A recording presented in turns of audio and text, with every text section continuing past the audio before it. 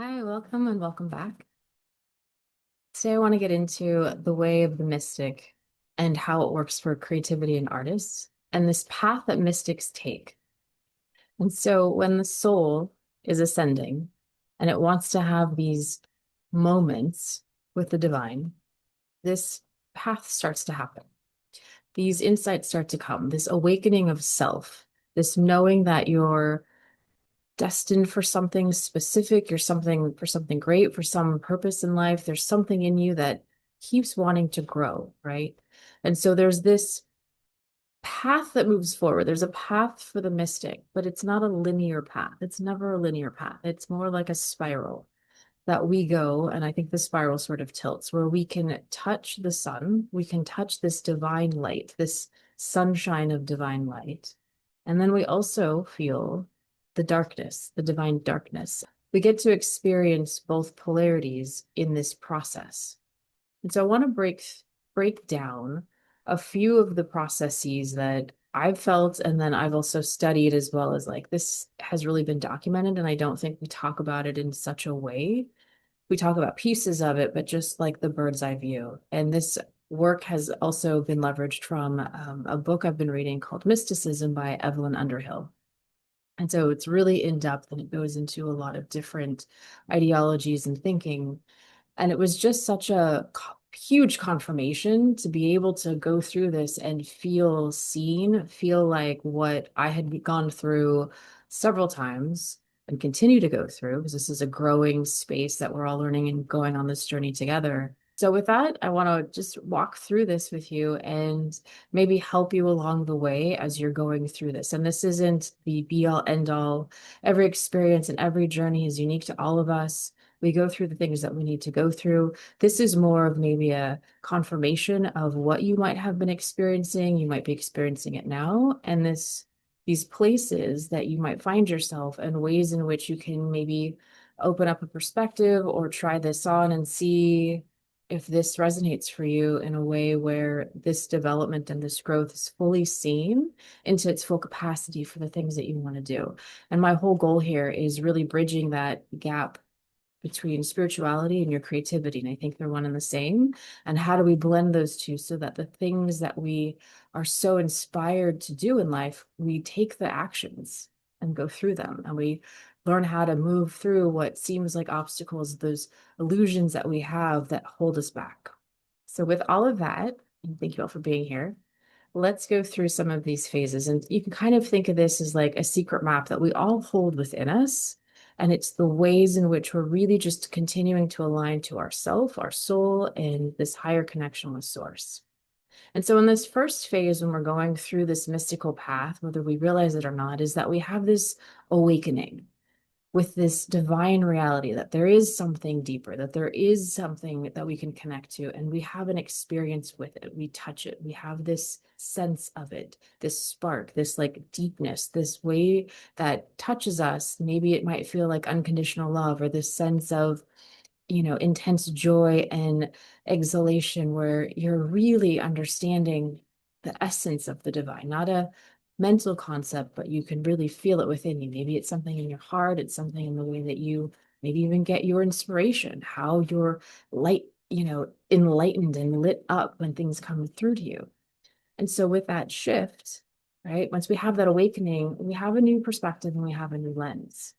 And so what starts to happen with that, which is in this next phase, is this awakened self. And we start to see the beauty of the divine. And we start to get into the awe and we start to see the interconnectedness and this web of life that's sort of in this backdrop. And we really get the perspective of and the understanding of this deep system of light. And we're able to kind of zoom out and in a way where we can see how we're all connected in the one. We're not just an individual anymore, but we're connected in the one and this like orchestration that is happening. And so as we start to understand this and we start to see the beauty in this, we then start to see the opposite. We start to see the difference and the contrast of what this divine truth is to maybe we start to see illusions that have been placed upon us in society. We can start to see where maybe fear mongering has controlled people, and we start to see how through certain levels of manipulation, things happen, right? We can see the contrast. We can see what is it when we stand in absolute truth, and then what is it when we have these interconnected dynamics where we're pushing and pulling energy from each other. And so this awakened self starts to now put new puzzle pieces together and starts to see how everything is working. And we start to get this hint of being this creator, this co-creator, this this place where we start to really challenge our beliefs, challenge our mindsets. It starts to challenge how we were raised, how we were nurtured, what worked for us then may not work for us now, and how we start to incorporate this divinity. And we are seeing this new lens and how we start to integrate it, start to seep it into what it is that we're doing. And so that brings us to phase 3, this sense of detachment. And so this is a really interesting part. You might have had this happen where you go through these awakenings and you start to really see people for who they are. You start to see their intentions, good, bad, or indifferent. And this is the area that we start working on, where we start to see that maybe at first it was difficult to see, maybe someone didn't have the best intentions and we didn't realize it before, or scenarios were not as what we thought they were, or certain situations. And now we're starting to detach from that, and we're starting to clear the path. We're starting to remove away any sort of distractions that we have that take us away from this divine knowing and this divine truth. And what we're trying to do is we have a taste of this like pure essence. I don't know if there's any other thing on earth. Now that we've had a taste of this divine essence, this connection, we start to crave it. We start to want more of it. We start to want to be, seeped into it. And we start to notice things that pull us away and things that align us. And in this detachment phase, we're detaching from the old self. We're starting to change our behavior. We're starting to change how we think about ourselves, how we talk to ourselves, how we want to have our relationships develop. What we see, we start to see the cracks, right? The divine light, the light that we are now connected to, is putting a spotlight on our life in areas of our lives, and it's allowing us for a clearing. It's allowing us to open up the path even more. So this detachment that we have might be the beginnings of going into some kind of hermit mode. There may be a sense of, I want to go off on my own. I want to go off and retreat. I want to go and really take refuge in myself and maybe take stock of who I am and have this whole new attitude to be reflective and be contemplative of all the choices that I've made in my life and where I'm at right now, and maybe even where I want to go. And so as we start to clear and we start to purge away these like old beliefs and this old sense of self that no longer starts to resonate, we then are spiraling. Like we're still spiraling up. We're starting to understand this like lower level reality to this higher level reality.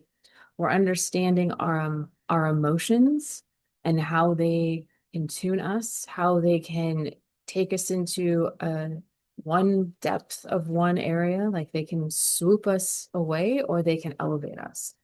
Material objects may not hold the same weight or priority. Shallow experiences, things that don't have substance or depth, may not hold our attention anymore. We may not want to be as distracted. We may be more conscious of where we're at. And so there's this internal shift that keeps happening. And we're looking for places with deeper understanding and more peacefulness, and really finding this inner place of happiness. And we start to learn, how can we be in this place no matter what's happening? And so we move into phase 4, and this is the dark night of the soul. And this has been talked about a lot, and these happen at certain breaking points in our life. And this is where we really start to have that clear contrast of what life is no longer working. It's the darkest moment of the mystic's path.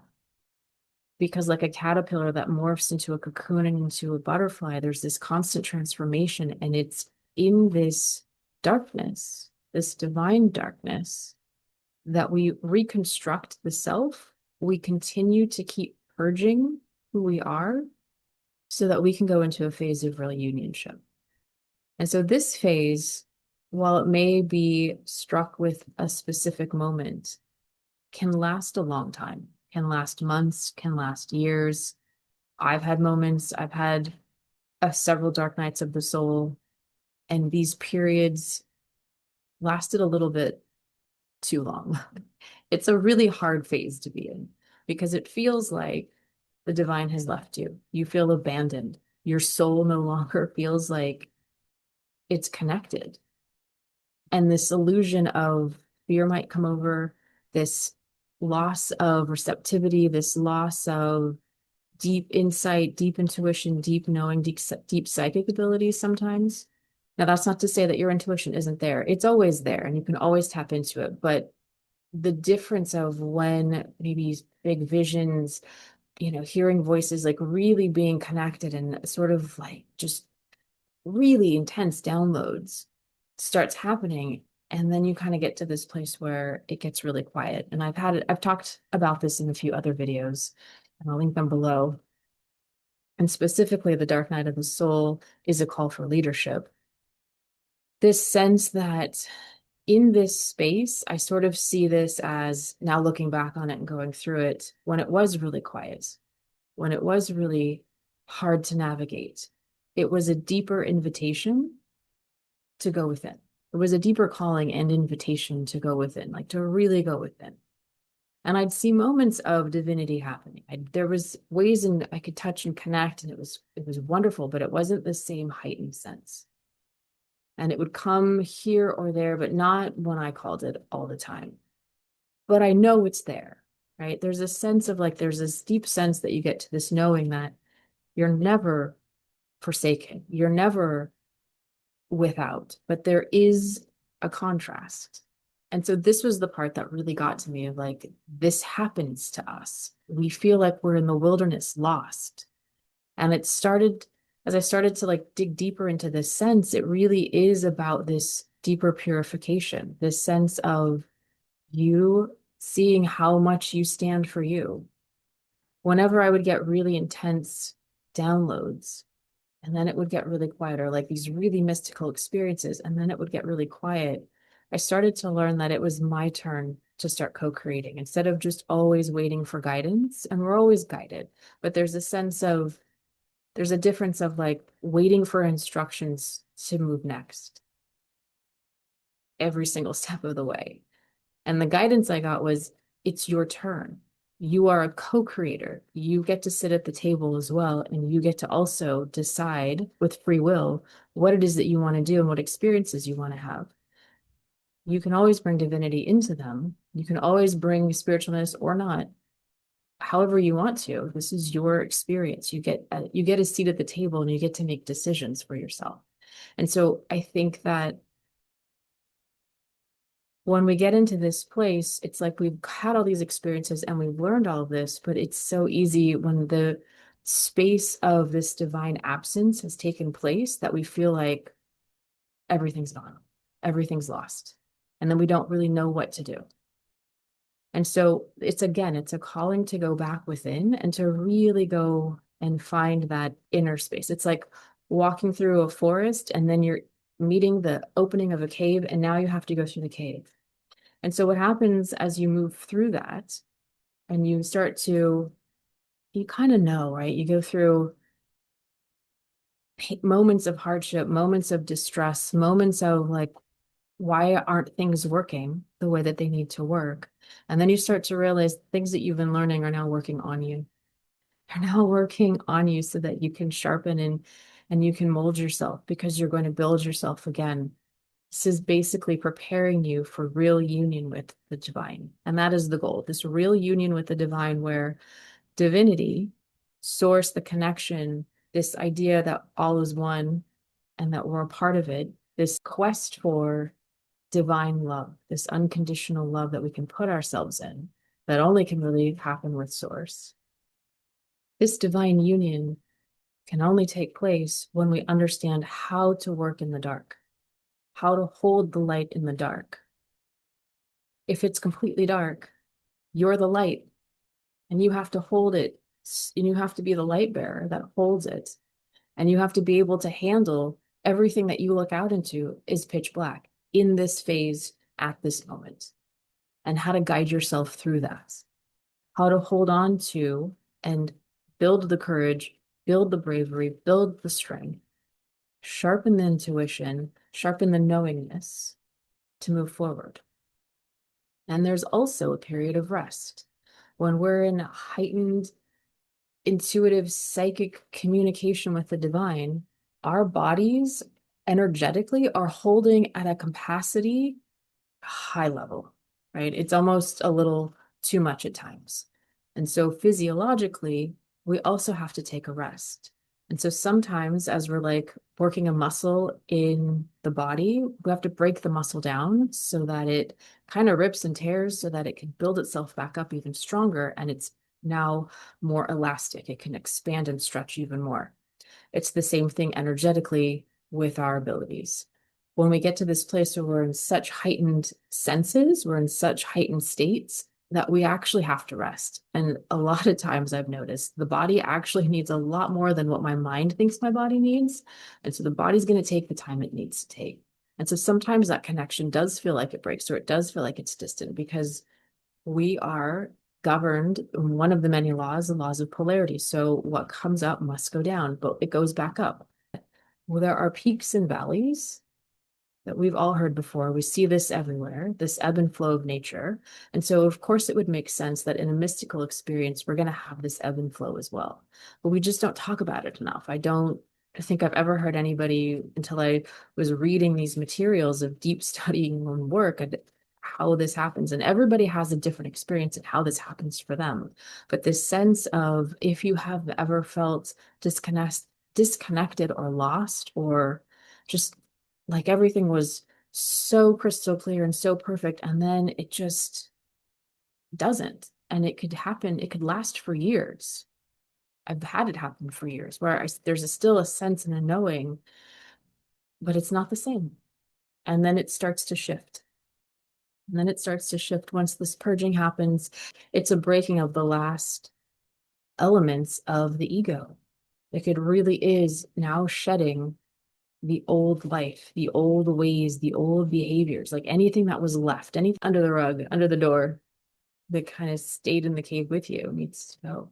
Like a priest or a priestess about to walk into a sacred temple, they have to disrobe. They take all of their ordinary clothes off. There's usually a bath, a cleansing, a washing of the skin, a purification, and then specific clothes, specific ornaments, specific oils, ointments are put on that same priest, priestess, to go into the temple that is sacred, that is of communion. Like, you really are thoughtful about how you go and enter that phase. And this purification, this darkness in the wilderness, this being in the wilderness, feeling lost, invites us once again. It's another invitation, guys. It's another invitation for us to fully surrender, fully surrender, fully surrender to the divine. Because what happens? We're lost. We feel lost. We don't know what to do anymore. The pushing, the frustration, the resistance, the trying, all of that effort that we've been like trying to make things happen, or see if we could get something here, make something work. We're tired. We get tired. We don't want to do it anymore. And we're just like, I don't know anymore. I give up. So it puts us in this place where we have to fully surrender. And the surrendering is not to not do anything. The surrendering is to just allow the guidance to come through and to move in the microest ways, in the day to day. And then all of a sudden, the day to day, the mundane starts to become mystical. We start to infuse the divine in everything that we do. Your choice, of course, however you want to live, however you decide to put that, where you start to integrate. And then you get into this phase. I don't think it's a final phase, but it is like the true quest of a mystic is this divine union, is this ultimate union, and living a life where you really can see all is one and one is all. You can see how everything is a mirror back to you and a reflection of God, of the divine, of source, and you start to see how it all interplays. And it doesn't matter what's happening. Light, dark, doesn't matter. You're connected and you're in union. And it's the union of understanding the polarity of divine light and divine dark. They're both divine. The things that we create stem in the dark. Every time the soul has a calling, every time the ego needs to break down, it's in the dark. Every time we bring the fire of light from source down into us first, it's in the darkness. And then build, we create from that spark. That's the light that we bring into the world. But the only way we see the light is in contrast against the darkness. We can't be afraid of the dark. We can't worry about the dark. We can't let the dark get us. We can't be swayed by the illusion of the dark because we know the sense of truth. We have the absolute truth and we know this is an illusion. And it allows us to fully step into not only just the mystic, but the creative mystic, the artist that can be the communicator and that understands the ebb and flow and allows for these ideas to come out however it needs to be expressed. Because we're always connected, and the more we're connected, we have this eternal energy and this eternalness about us, that eternal soul that can keep going forward. It's resilient. It can always get back up. And so everything that has been done prior, every experience builds on itself. And every level, it's a newer, higher level. So even if it feels like you might be hitting another level of rock bottom, or just another level where it feels like things are lost, it's not all lost. You're going to keep building on that wisdom and that knowledge that you have.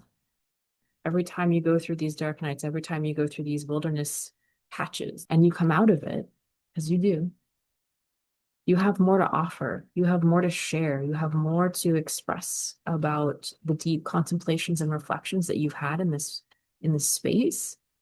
And you hold a light to say, even in the darkest hour, this is how I learned how to shift. This is how I learned how to get back up. This is how I learned how to maneuver through. This is how I learned how to shed light on what I thought was one thing, and I realized it was an illusion into something else.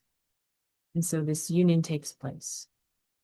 And so I hope this was really helpful. This helped me a lot. This really opened my eyes when I had someone in a book who's been studying this work forever document, and it's like, oh, this makes so much sense. And it's like, it's a knowing, and you might have already felt that as well, but it was just a confirmation of this has happened over and over again. This is like the hero's journey, right?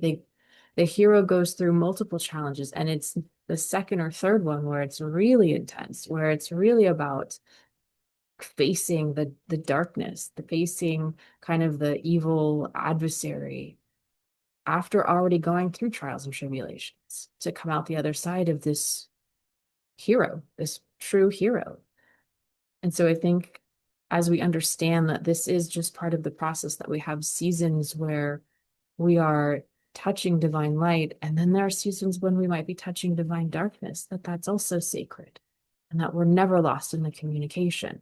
It's just a season that we're going through, and there's something in that that we need to excavate out. And it may take us the journey to go through it to then turn back around and see that wisdom. That's okay.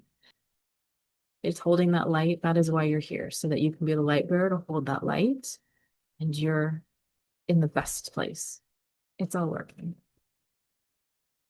The mystical path is not an easy one. I don't know if anyone wants to pick it. It just sort of happens, but know that you're in the right place, in the right time. Thank you all for being here. I love you all. If you want to continue working with me, links are down below, and I will see you next time. Take care.